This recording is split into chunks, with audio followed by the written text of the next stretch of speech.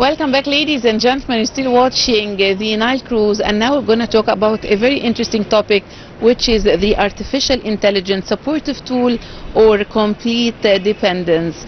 And artificial intelligence has become a defining force of our era, shaping how we live, learn and work. But as the technology advances, so do the ethical questions surrounding its use. Should AI remain a supportive tool, or are we moving towards a complete dependence? And how we balance innovation with responsibility. And to shed more light on this topic, we are delighted to have with us Dr. Islam Tharwat. He is Professor of Information and Communication Technology. Thank you very much, Doctor, for joining us today. Thank you so much for hosting me. Thank you. Doctor, to begin with, I would like you to ask about how you define artificial intelligence today, and how is it more a supportive tool or a force driving us towards dependence? Well, let's start to give a quick definition for the artificial intelligence. Yes. It's about a new kind of computers. It's not programmatically by giving some instructions to be executed in order, but it's basically kind of machine learning. The main concept of the AI is to train the machine, the computers, according to giving it more data and more information, and try to make them learn from the past experience to predict the future. So it's kind of computers that can learn from the past experience, and also it has some capabilities to see, to talk with us, to do more interactions with the human. So it's a new generation of computers. Well, could be definitely it will not be a replacement of human, because the human, at the end of the day, they are responsible of using the AI. AI is a very supportive tool that could help us in different aspects and different domains. So definitely the AI is a very supportive tool, and we need to do more practice with it and to find how we could utilize it in a more efficient way. Yes. Dr. Islam, from your perspective, what are the most exciting benefits AI is bringing to education and daily life you experience in the university? The education is very challenging with the AI, because it has a lot of benefits, of course. It can give personalized learning for our students. It can help the teachers to manage large classes. It can give instant feedback for the students. However, the students can use the AI, misusing the AI because they rely on the AI, ChatGPT to do their homework, their assignments. So it's very challenging to balance between the benefits of the AI and how it can empower the students with a lot of knowledge, with a lot of experience. They can ask the Google. For our generation, we used to use Google. We have the verb Google it, because we use Google to define different sources and different research. However, for the kids now and the children now, they are asked ChatGPT directly. I have especially my daughter, why Google it? We just need to ask ChatGPT. In any topic. In any topic. And it's really important. Because and it's really good. It's really good, by the way, because it's well learned and have a lot of experience. And we all ask ChatGPT. We use it. But how to use it properly? How to make your human experience and responsibility about it's not just copy paste the answer from the ChatGPT. You can use ChatGPT as one of the available resources. You can use ChatGPT, you can use DeepSeek, Gemini, and all other languages. However, it's really important to make sure that the outcome of their tools and it's aligned with what you think, what your creativity. It's critical thinking. It's about to find new limits, to reach out using those tools. This is something we need to do in order to enhance our educational system. Dr. Islam, you just mentioned that it will not replace the humans, but I have a question that some fear that the AI may replace human roles. Do you see the AI as a threat to human jobs, or as a tool to enhance human productivity? We want to talk more about jobs. Well, if I have to choose between both options, I will choose it's more about productivity. But of course, there are some jobs, some roles will be transformed to another way. This is the kind of AI, some maybe repeatedly works with some routine will be replaced with the AI. There are some kind of jobs and tasks that will be completely removed during the upcoming years, by the way. Yes. However, there are new opportunities with new skills, with new jobs, with new limits of technology and productivity. For the time being, we can use the AI to do our regular tasks. Yeah. We can use it to write some emails, draft some letters, Yeah. and also ask for some information. However, those kind of tasks need to be more criticized and more advanced way. But some tasks like the graphic design, to generate some text, some videos, those kind of tasks will be maybe transformed in another way. Yes. So it will not replace the human, but it could change. It helps the human to do their jobs in a better way, of course. However, some jobs and some roles will be transformed in another way. Yes. Dr. Islam, data privacy is one of the biggest concerns with the AI systems. What measures should individuals and institutions take to protect their information? Data privacy is still a challenge. By the way, Egypt has just launched through its National Artificial Intelligence Council. Yes. It's open source data, because it's a new policy that Egypt launched to be aligned with the era of the AI. AI needs more data and accurate data and structured data to be learned. Yes. By the way, it's not only the data, it's the way we use the AI tool, the way we use the machine learning methods and the algorithms. Yeah. But the data is still important. However, one of the biggest companies around the globe, Google,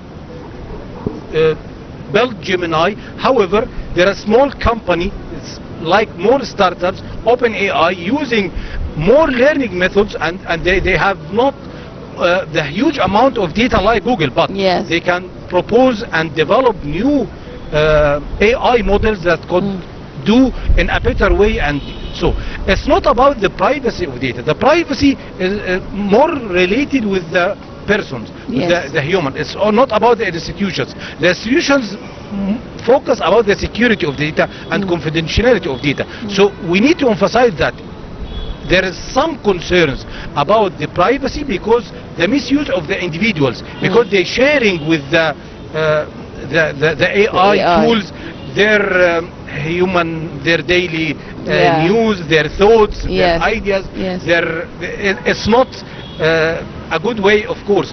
But it's not only related with AI, it's also could be related with other technologies like the social media. We used to post some, I don't know how to say, but it's not the nature of the Egyptian people. Personal information. It's not our personal attitude to share our personal information with others on social media.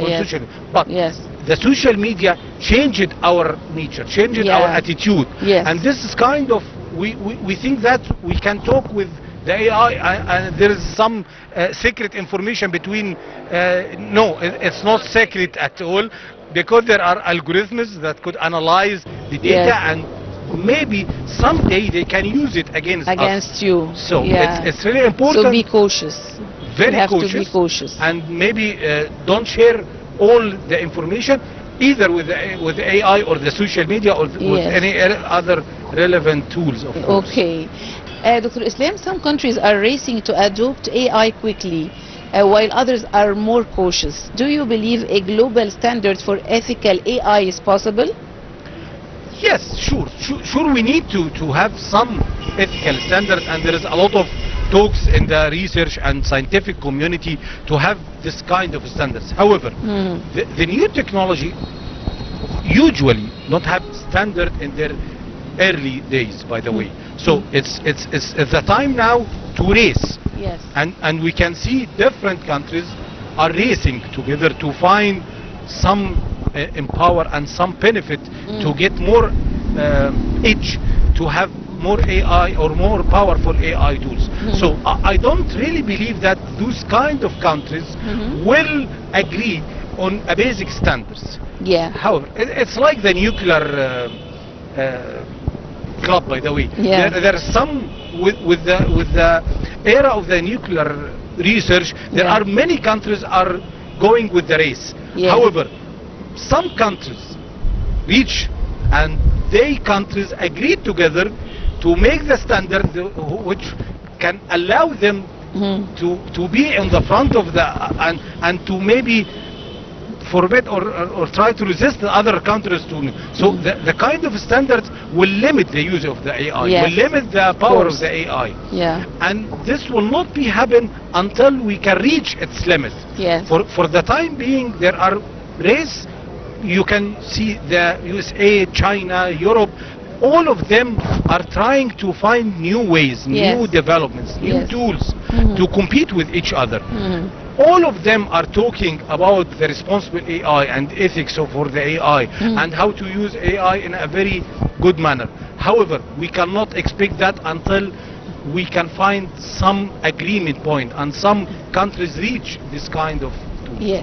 Dr. Islam, how should the policymakers and educators prepare the next generation to live and work alongside with the AI responsibility? First of all, we need not to resist AI. AI Yes. is in our real life. Yes. AI is a fact. Yeah. And we need to help them how to deal with the AI, how to use it, because our kids and our children will compete with other children from other countries. Yeah. So we need to prepare them and to equip them with the right knowledge and to be aware of the AI, the limits of the AI, how to use it properly, of course with some ethics, with some core values while using the AI tools. But it's really of vital importance not to limit their use of the AI, Yeah. but to encourage them Yeah. to use the AI, but we need to help them how to know maybe different ways of using, how to keep their critical thinking, how to keep their thoughts about the future, the creativity.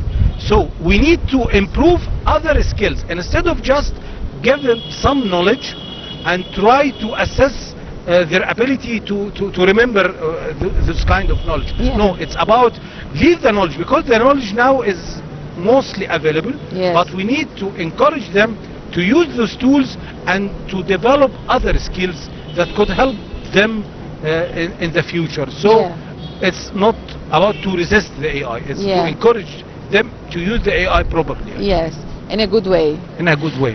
Yes, Dr. Islam, what role does public awareness play in shaping the way people use and trust AI? Well, public awareness is really important, because we need to transfer the knowledge, and because it's the right to knowledge, by the way. Everyone needs, we now all of us are living in the era of the AI, so it's fundamental to know what the AI, how it could help me, how it could affect me, how it could help and affect my kids and my children's, my Yeah. business, Yeah. my jobs. So to raise the awareness of the AI and do some capacity building programs and do some training and to allow the people to know the limits of the AI and how to use it. I think Ministry of Communication and Information Technology in Egypt developed many of programs that can support different levels, even for the kids, for the children, for the school students and the professionals, and maybe in elder age. So Yeah. building awareness and raising the awareness is of vital importance to ensure proper use and to empower our people and to help them to increase their productivity and to Yes. do a lot of work. Yes. Dr. Islam, finally, I want you to tell me what message would you share with those who fear the AI growth? Should we resist, embrace, or carefully balance our relationship with this technology? It's really, maybe the balance is the best way. It's Yes. not about to resist the AI. Yeah. Resisting the AI will not course do not. anything. Yes. And also completely relying on the AI will make us maybe like slaves for the AI and will limit our critical thinking and our intellectual so skills. we just balance. The balance is the most effective way to Yeah. ensure that we can do a lot of human experience and to do something with our way. However, starting point, getting more information and getting starting thoughts from the AI, and then we can ensure that we put some thinking from the to personalize or customize according to the creativity and to product. Yes, Dr. Islam Tharwat, the Professor of Information and Communication Technology. Thank you very much for joining us today. Thank you so much. Thank you. It's my pleasure. Ladies and gentlemen, stay with us. We have more after the break.